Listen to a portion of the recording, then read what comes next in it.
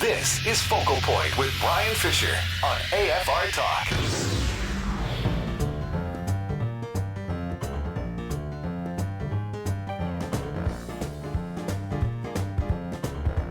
Hi, and welcome back to Focal Point AFR Talk. What I'm going to talk with you about here in these next few moments, and I want to take your calls on this subject.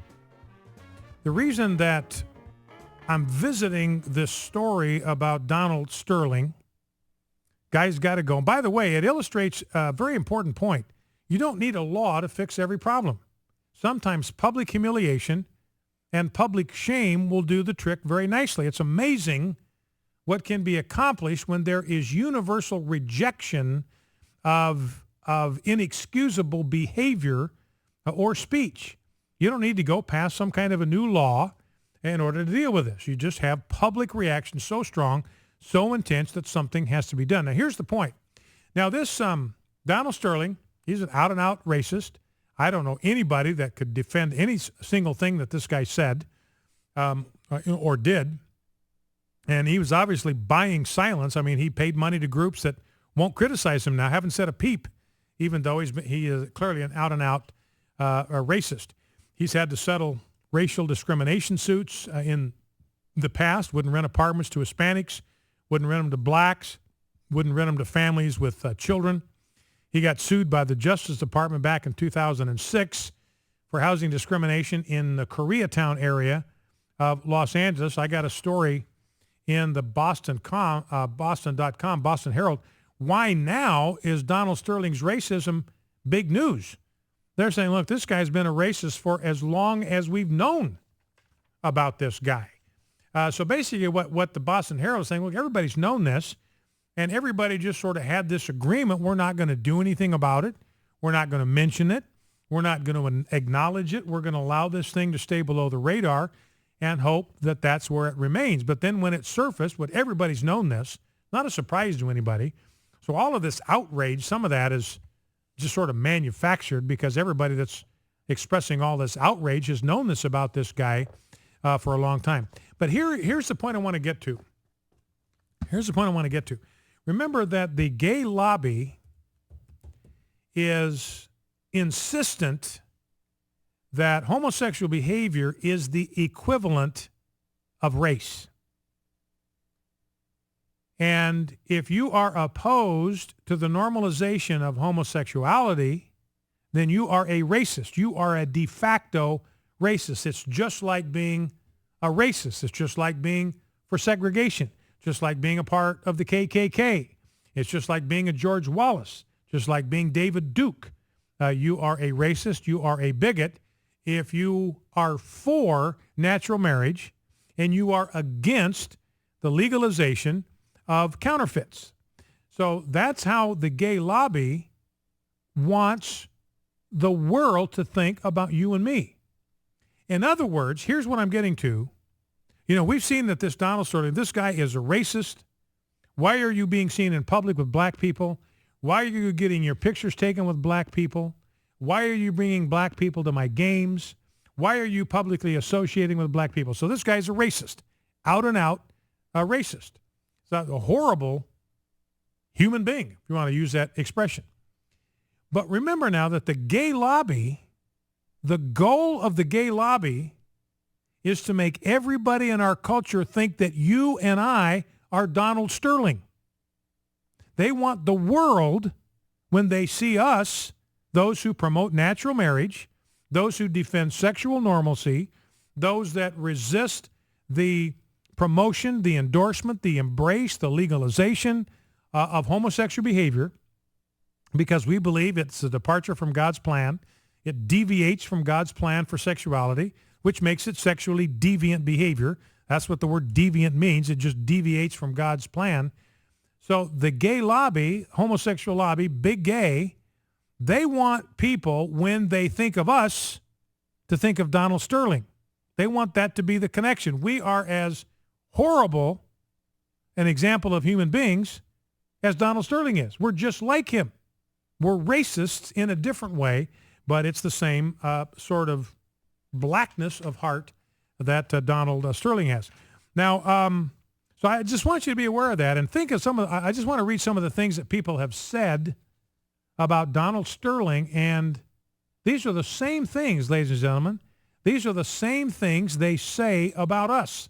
The same things that Big Gay says about us are the same things that civil rights people and others are saying about Donald Sterling.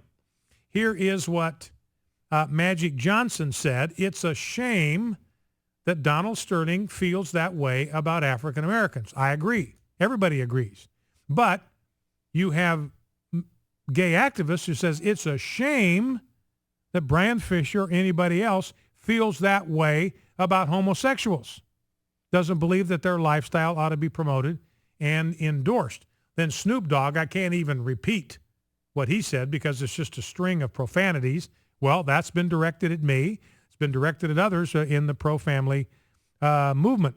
Keith Olbermann calls him a racist. The NBA can't defend him.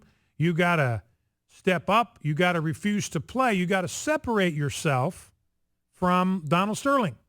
And this is exactly what the gay lobby does. If they find out that a pro-family speaker, a supporter of natural marriage, an outspoken advocate for natural marriage is on a platform or is a part of a speaking roster, they will actually contact the organizers of the event and try to convince them to disassociate themselves with it. You can't have this guy on your roster. You can't have this guy speaking at your event because he is the equivalent of a Donald Sterling. He's the equivalent of a racist. Al Sharpton, no one should be allowed to own a team if they have, in fact, engaged in this kind of racial language. Now, again, notice a parallel. Al Sharpton said you should not be able to engage in this particular kind of behavior, this kind of business. You should not be allowed to own a team that is engage in this kind of business if you've engaged in this kind of racial language. What are we seeing? I've got a story. We sent the action alert out.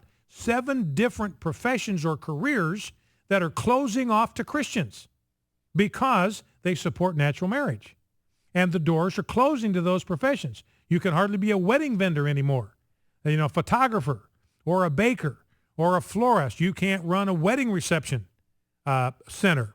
Craig James found out you can't be a broadcaster. Talk about being in business in the world of sports. Craig James got fired because he said when he was running as a candidate for the United States Senate that he believes in natural marriage. He got fired for that. In other words, it's just like Al Sharpton saying no one should be allowed to be a sports broadcaster if they have ever supported natural marriage. It's the same deal. It's exactly the same thing. That's what is so sinister about people making the connection between homosexuality and racial identity, because they are not equivalent. As Colin Powell said, it's convenient but invalid. I'd like to get your reactions. 888-589-8840. 888-589-8840 is the number to call if you want to weigh in on this. Well, what I'm talking about here, you may have something to say in general about the Donald Sterling thing. I think we all agree he's a racist. Language inexcusable. There's no defense for it. There's no explanation for it. What the NBA did, he merited certainly some kind of punishment. Whether you think that's the right punishment or not, that's a story for another day. But clearly there was some sort of reaction was definitely deserved. Probably deserved a long time ago because people known about this for 20 years. LeBron James, there's no room for Donald Sterling in our league. There is no room for him. Kevin Johnson, former NBA player, reported comments made by Clippers owner Donald Sterling are reprehensible and unacceptable. Here is Charles Barkley. You can't have this guy making statements like that. He has to suspend and fine him immediately. NBA has to suspend and fine him immediately. Los Angeles Mayor Eric Garcetti, these statements are offensive and despicable and have no place in Los Angeles. Well, all those kind of things are said to me and about me and others who are defending natural marriage. If we reject the normalcy of homosexual behavior, if we say that this is sexually immoral behavior, this is not behavior that a society ought to celebrate, then we're accused of all of these things. These same words are said about us. This is reprehensible. It's unacceptable. There's no room for an individual like this in polite society. You can't work in broadcasting if you believe that. You can't work as a wedding vendor. You can't run a bed and breakfast. You can't run a florist shop. You can't run a bakery. You can't run a photography business if you believe these reprehensible and unacceptable things. You have to be suspended. You have to be fired. These statements are offensive and despicable. So that's why we have to flatly reject. That's why it's important, ladies and gentlemen. I'm making this point to stress it's important that we reject the equivalence between race and homosexuality.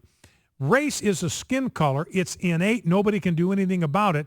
Homosexuality, homosexual conduct, the behavior is always, always, always a matter of choice. Skin color is not a matter of choice. Sexual behavior is always, in every case, a matter of choice. That's why you cannot make an equivalence between them.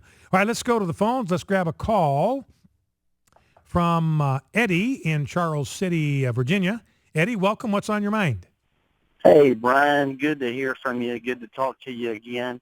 Look, we've got to, I couldn't agree more with what you're saying about this owner of the Clippers. It's bad and it's wrong. But we got to turn around and look at this thing. We live in the land of the offended right now, and we live in the land of the misinformed. People need to realize it is not against the law to have the feelings that this man has. It's not against the law for this man to say what he said. We have the First Amendment, which gives us the right to free speech. Now, is it immoral? Yes, it is. Is it wrong in all kinds of character ways? Yes, it is. But that's not against the law. Now, when we were growing up, say my era and before me, I'm in my mid-40s, if we saw something that we didn't like on the television, we got up and turned the knob. If we walked down the street and we seen behavior that was happening that was not pleasing to us or to God, we didn't associate with those individuals. And it seems like now there's no backbone, that we just have a bunch of sissies. And that's the only thing that they can do rather than, stand up for what's right or just turn their head. By giving attention to this, you're giving it power. Yeah. Well, you got a point there, Eddie. I don't know if this is exactly the point you were making, but, if we'd done things the way we used to do them, what you're saying, one of the implications, I'm not saying you're saying, is one of the implications, somebody would have addressed this, somebody would have confronted this guy for his racism 20 years ago. But it was allowed to fester because people, like Eddie said, just don't have the courage to confront people with their own behavior in this day. Focal Point AFR Talk.